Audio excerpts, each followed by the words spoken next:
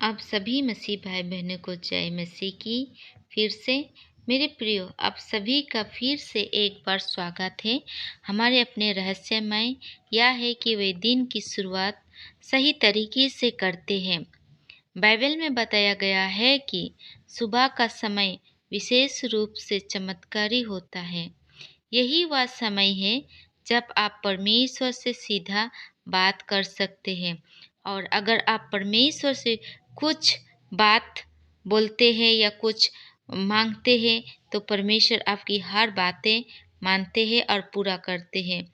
सुबह के इन पवित्र क्षणों को समझते हैं और अपने दिन की शुरुआत पर परमेश्वर के आशीष से करते हैं। वे अपनी हर ख्वाहिश को पूरा होते हुए देखते हैं। सुबह का वह क्षण जब आप अपनी आँख खोलते हैं, जीवन का सबसे शक्तिशाली समय होता है। इन समय अगर आप बाइबल में बताए गए बात से चलेंगे और वीडियो में हम आपका बाइबल के उन शक्तिशाली एक्सपीरियंस और परमेश्वर से बोली जाने वाली बातें के बारे में बताएंगे, जिन्हें सुबह उठते ही बोलने से आपकी ज़िंदगी में वही चमत्कारी होगा जो आप चाहते हैं।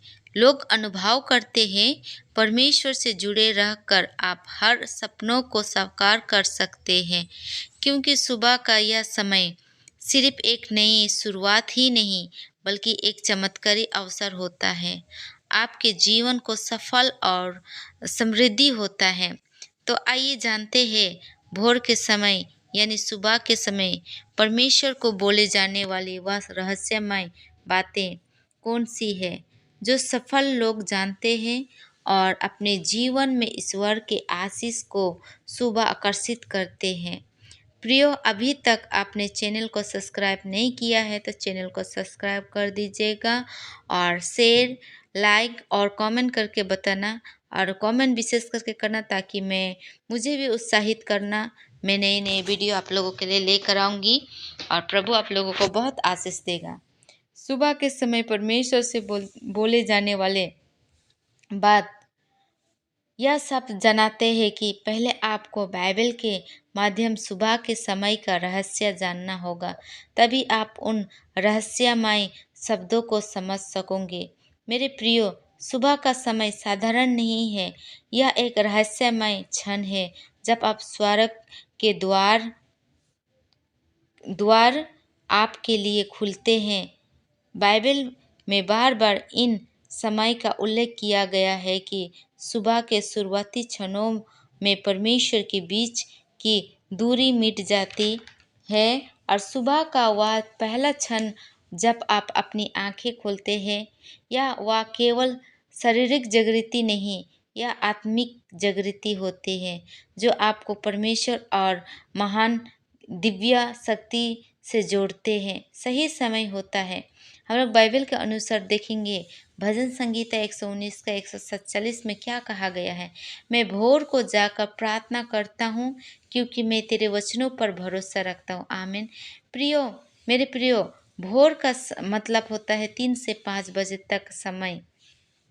वह समय होता है जब आपकी आत्मा परमेश्वर से सीधे संपर्क करते हैं। सुबह की पहली सांस के साथ, रहस्यमय बातों के साथ परमेश्वर से बोलते हैं तो वह वचन शब्द नहीं रहते, वे एक दिव्य प्रार्थना बन जाती है। वह शक्तिशाली प्रार्थना बन जाती है जो आकाश की ऊंचाइयों तक पहुंचती है और परमेश्वर को आपकी ओर देखने को मजबूर कर देता है। जब हम लोग सुबह का समय परमेश्वर से प्रार्थना करते हैं, हम लोग परमेश्वर को अभिषेक को पाना चाहते हैं, तो हम लोग कोशिश करते हैं 3 से 5 बजे तक प्रार्थना करने का, तो परमेश्वर हम लोगों का प्रार्थना को सुनता है विश्वास की ओर से और वो हमें सफल करता है और आपकी शब्द एक साथ मिलकर चमत्कारी प्रतिक्रिया जान देते हैं। प्रभु यीशु मसीह भी हमें खुद ही सुबह का उदाहरण देते हैं। मरकुस 1 अध्याय के 35 में लिखा है, प्रभु यीशु आकर बहुत सुबह अंधेरे के समय में उठकर एकांत में जाकर प्रार्थना करते हैं। इस वचन में हमें पता चलता है कि प्रभु यीशु भी सुबह परमेश्वर से संवाद करने के लिए एकांत में जाते थे, क्योंकि यह समय सबसे पवित्र और शक्तिशाली पूर्वक होता है। उनका सुबह का यह अनुशासन यह सिखाता है हमें अपनी ज़िंदगी में परमेश्वर का आशीर्वाद को चाहिए। हमें सुबह उठकर प्रभु से बातें करना चाहिए। याकूब की कहानी सुबह का एक उदाहरण है। बाइबल में याकूब की कहानी उत्पत्ति 32 का 24-31 में बताया गया है कि वह सारी रात एक स्वर्गदूत से संघर्ष करता रहा और सुबह के समय उसे आशीर्वाद मिला। यह कहानी हमें सिखाती है कि सुबह का समय संघर्ष के बाद आने वाले चमत्कारी का समय होता है। याकूब ने हार नहीं मानी और अपनी कार परमेश्वर से आशीष प्राप्त हुए। इससे यह पता चलता है कि सुबह का समय वह होता है जब हमारे जीवन में संघर्ष के बाद परमेश्वर आशीष हमें मिलता है। ये समय परमेश्वर के गहरे संबंध और उनकी कृपा पाने की सबसे उपयोग होता है और परमेश्वर का करीब जाने में सबसे महत्वपूर्ण होता है। परमेश्वर से हमें आकर्षित होने के लिए हमें सुबह प्रार्थना में जागृत होना है, प्रार्थना में वचन में जागृत होना है। प्रभु हमें हमेशा अगुवाई करेगा। आइए हम लोग छोटा सा प्रार्थना करते हैं।